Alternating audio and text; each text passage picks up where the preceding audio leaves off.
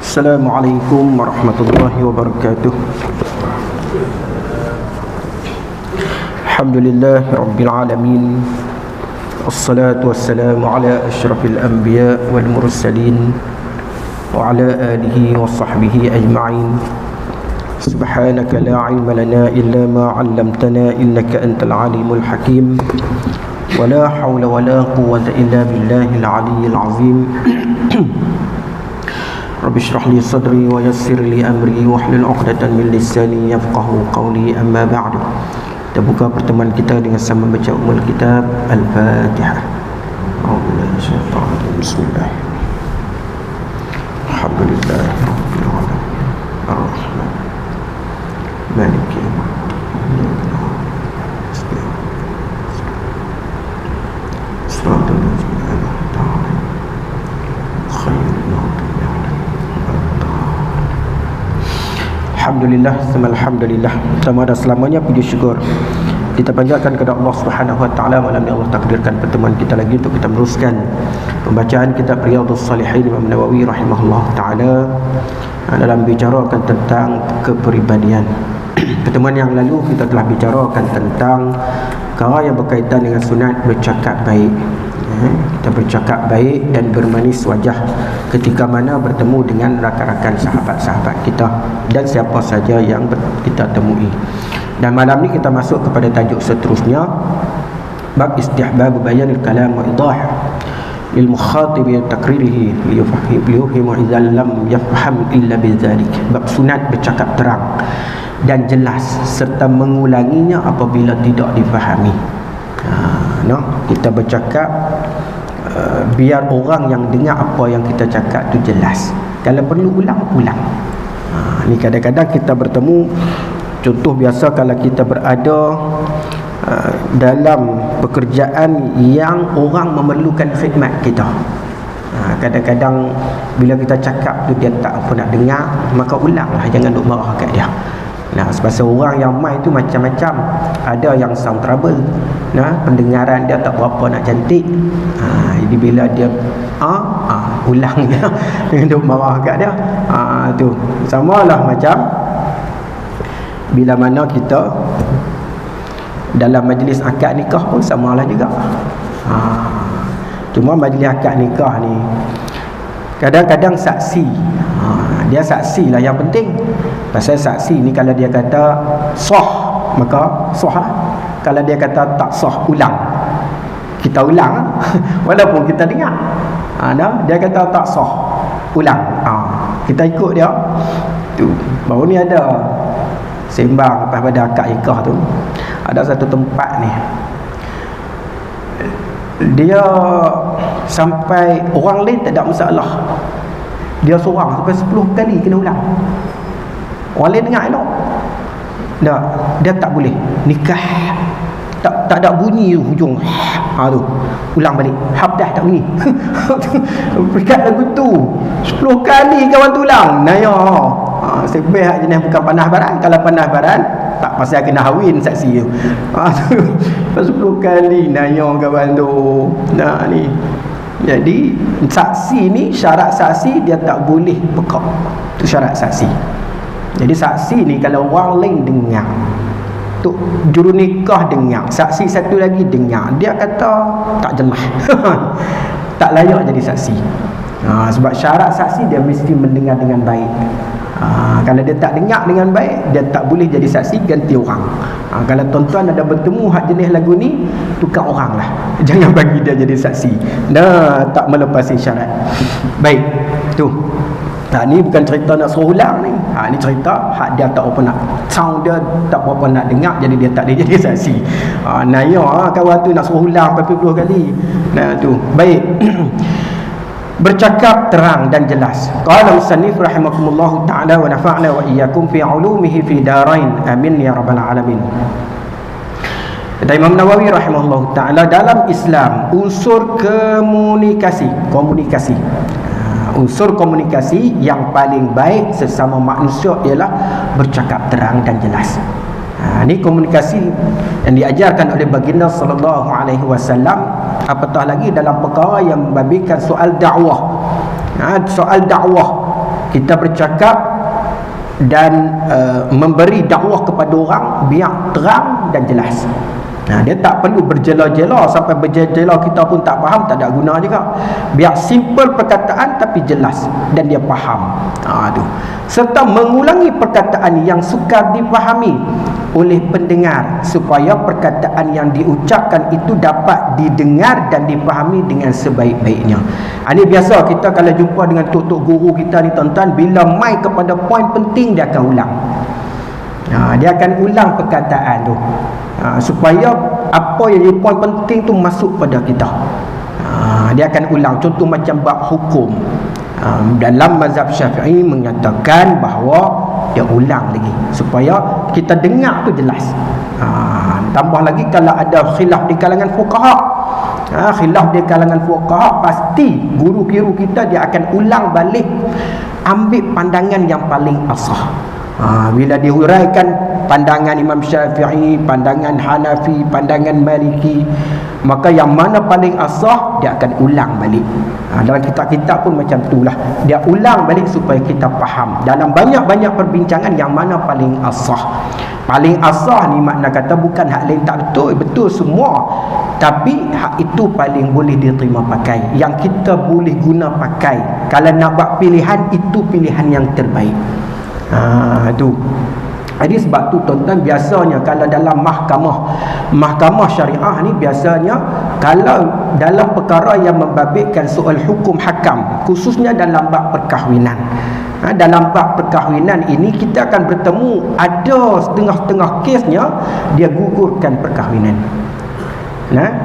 Contoh bernikah di luar negara, contoh di Thailand, nikah di Thailand, tapi tak didaftarkan. Tak didaftarkan maknanya tak pergi ke kedutaan Malaysia untuk dapatkan sertifikat menyatakan, mengesahkan perkahwinan kita di situ. Sebab orang yang di kedutaan saja yang tahu tempat mana-mana yang dalam wilayah tersebut yang diiktiraf perkahwinan dia. Bukan sindiket. Kadang ada sindiket. Sindiket ni yang kacau ni. Tapi bila tak ada surat daripada kedutaan, yang ada daripada tempat nikah saja, contoh dialah bawa pergi mahkamah declare sebagai tak terima. Tak dapat juga. Bila tak dapat pengesahan daripada kedutaan, sebab tu mahkamah dia akan buat keputusan. Tambah lagi kalau ada anak, dan anak tu nak nikah, anak perempuan sekarang ni syarat wajib bagi anak perempuan di bawah umur 59 tahun. Anak perempuan tu umur 59 tahun ke bawah wajib kena ada sijil nikah mak ayah. 59 tahun ke bawah tu wajib ada sijil nikah ayah dengan mak. Kalau tak ada, tak boleh nikah. Kena pergi cari. Kalau tak ada, puas cari tak jumpa, kena hanyut banjir, tak tahu pergi mana. Contohlah umur dia 55 tahun, nak nikah kali yang ketiga. Ada tuan-tuan nak nikah kali ketiga, umur 55 tahun. Lila 55 tahun kena ada sijil nikah mak ayah. Nak cari mana? Tu tahun 70-an dulu tu. Daftar pun pakai tulis ya. Surat nikah pakai tulis dengan tangan lah. Tak didaftarkan dalam sistem dan sebagainya. Bila hilang tu naya tu kan. Mana nak cari? Kena cari juga. Buatlah ke mana pun. Tidak tak boleh nak nikah. Tapi kalau umur 60 selesai. Umur 60 tahun nak nikah lagi, tu tak perlu sertifikat nikah mak ayah. Tak ada masalah. Nikah pi lah. Bawah pada tu kena. Tambah lagi anak kita lah yang tak pernah bernikah. Ni ada kes nikah di luar, anak nak nikah, anak perempuan. Kalau anak lelaki tak apa, selesai. Anak lelaki tak berhajat pada sijil nikah mak ayah. Tapi anak perempuan wajib, sebab nak menentukan sah taraf tu. Betul ke anak hang ni mana sijil nikah? Nak tengok tally tak anak hang, hari hang nikah dengan hari lahir anak? Cukup tak 6 bulan lahzah kat atas tu? Kalau tak cukup 6 bulan 2 lahzah tu tak pas tu. Tengok cukup, okey, umur 9 bulan lepas tu baru lahir anak, okey, selesai. Tapi ada kes Dia tak daftar. Bila pergi mahkamah, mahkamah declare hubungan mak dan ayah tu tak sah. Maknanya mahkamah keluar keputusan kena bernikah semula. Nah, pasal tak cukup syarat untuk mengesahkan pernikahan mereka tu. Sebab tak ada endorse daripada kedutaan dan sebagainya, mahkamah keluar keputusan nikah tak sah. Jadi kena bernikah semula. Keputusan bernikah kembali. Tapi anak-anak sah taraf. Anak disah tarafkan. Makna anak tu sah taraf kepada ayah tersebut. Tu declare di mahkamah. Ni. Pasal apa yang jadi lagu ni? Tu mahkamah kita tuan-tuan, mahkamah syariat mengguna pakai undang-undang dalam mengikut pandangan mazhab Imam Syafi'i dalam masa yang sama meraihkan pandangan mazhab yang tiga. Imam Hanafi, Imam Maliki, Imam Ahmad bin Hanbal, Imam Hanbali meraihkan pandangan tiga imam ni. Sebab tu bila ada kes yang pada pandangan sisi mazhab Syafi'i nikah mak ayah ni tak sah. Contoh nikah tanpa wali. Nikah tanpa wali, mazhab Syafi'i syarat nikah mesti wajib ada wali. Tu rukun. Ada wali, rukun ketiga apa? Suami, isteri, wali, saksi, sirah. Jadi kalau nikah tanpa wali, nikah tidak sah. Makna wali ni macam mana? Perempuan itu melantik satu orang lelaki-lelaki yang lain untuk menikahkan dia. Mak ayah tak tahu pun, dia ambil orang lain untuk nikahkan dia.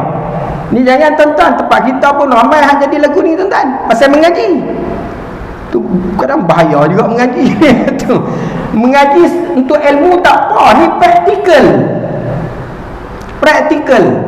Nak lagi hak tu, hak universiti ada nama Islam tu tuan-tuan, mereka mengaji dan ada kes.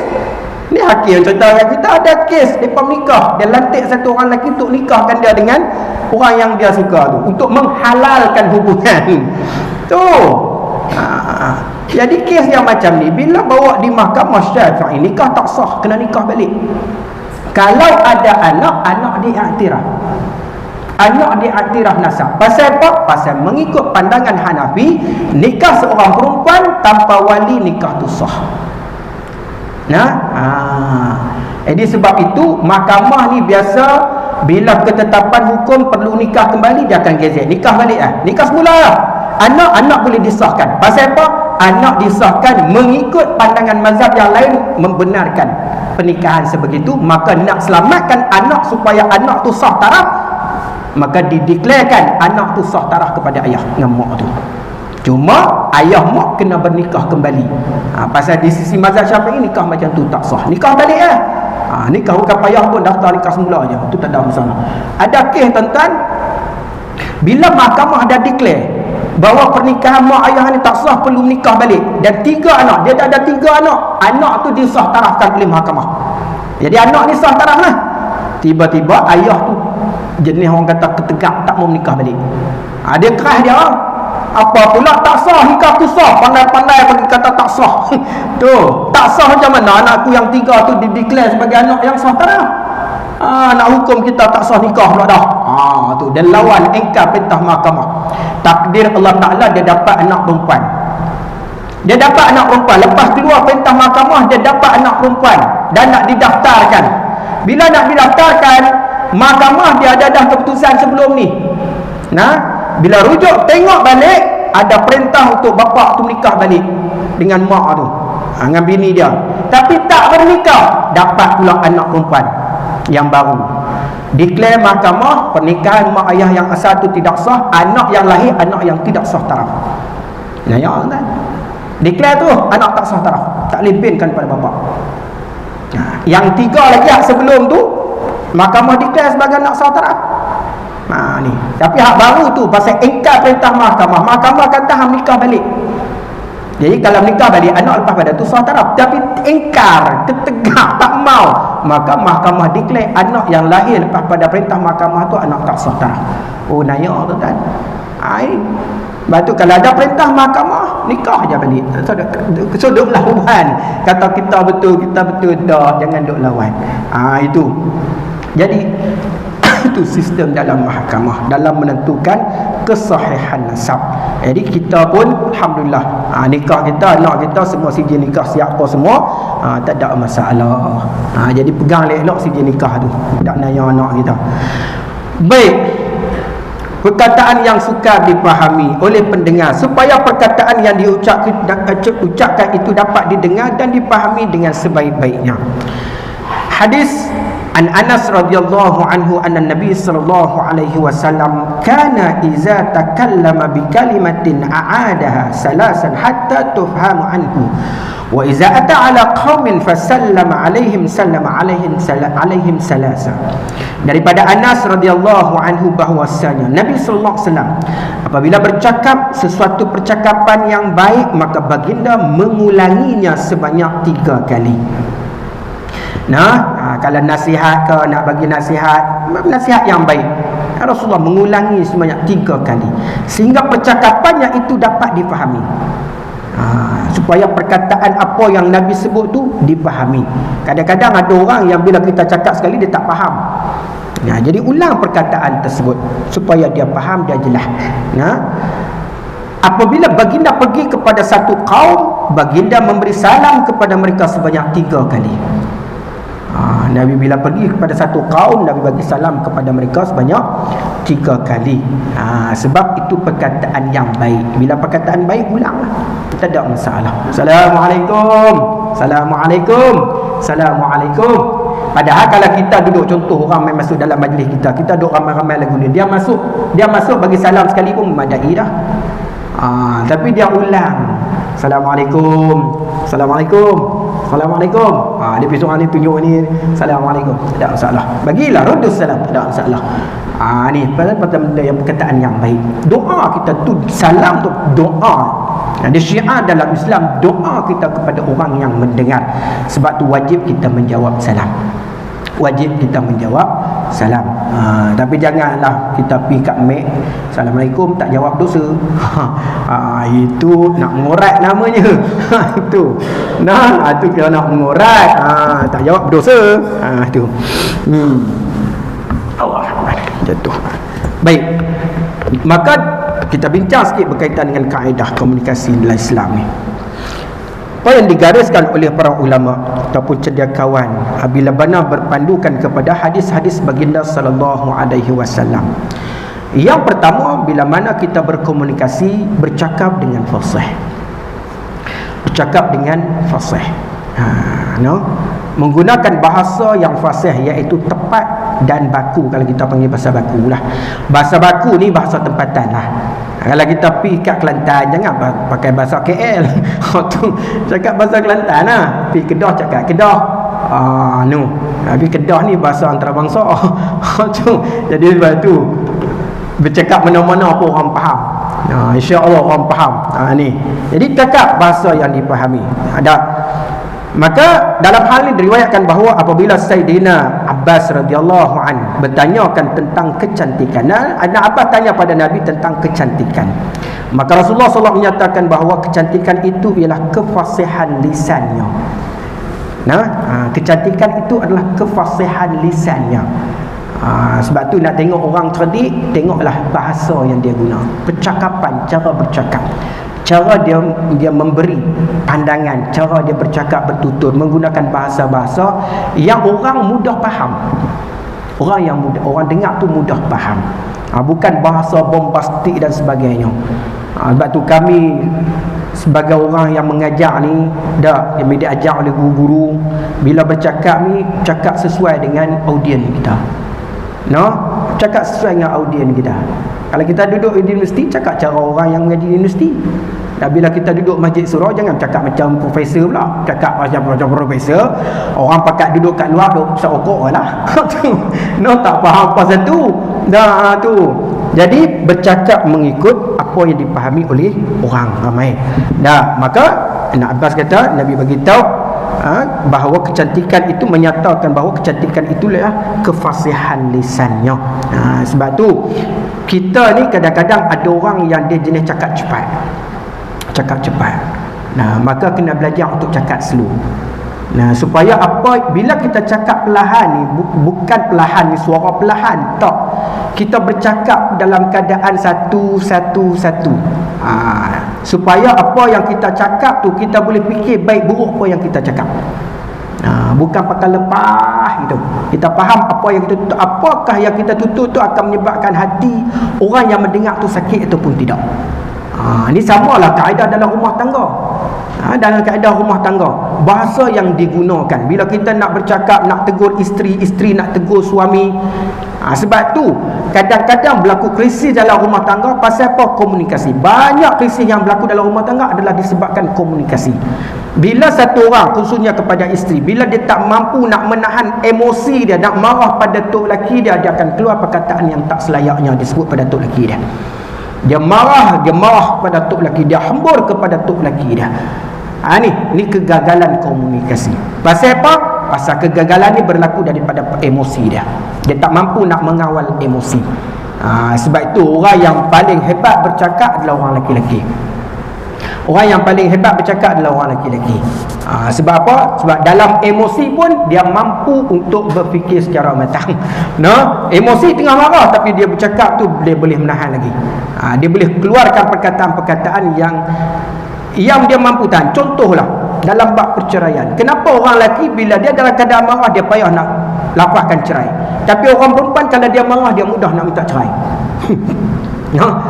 Yelah dia dah tak tahan dengan tok lelaki dia mudah sangat untuk minta cerai.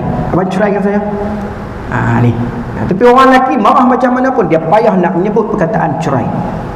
Ni kata kawalan emosi. Allah kurniakan kepada kita akal yang mampu mengawal emosi. Tapi orang perempuan Allah Ta'ala ciptakan emosi dia perasaan mengawal akal dia. Sebab itu bila dia marah, maka jangan ambil action terhadap kemarahan dia, sebab dia sedang berperang dengan emosi dia. Waktu tu adalah kelemahan dia. Dia gagal mengawal emosi dia, dan apa yang dia tutur, apa yang dia sebut tidak berpandukan kepada akal yang baik. Itu adalah kekurangan dari satu sudut, tapi dari sudut lain adalah kekuatan dia. Tapi kita orang lelaki-lelaki Allah kurniakan kita bahawa akal mampu mengawal emosi kita. Maka sebab itu Syekh Idris Al-Marbawi menyebutkan sekiranya suami ni gagal bila beremosi, isteri sedang beremosi dengan dia pun emosi juga, maka Imam Syekh Idris Al-Marbawi kata orang lelaki yang macam ni adalah orang lelaki yang bodoh. Orang lelaki yang bodoh tu. Pasal bini tengah marah, kita marah balik pada dia. Pasal apa? Pasal dia marah, dia tak guna akal. Sebab lawan dengan emosi, gagal dia, akal dia. Tapi kita mampu mengawal emosi. Jadi kenapa kita mengikut rentak dia? Sebab tu mudah-mudahan kita termasuk dalam golongan orang yang cekal hati dan berfikir baik. Yang kedua, bercakap dengan teratur. Yang kedua, bercakap dengan teratur. Antara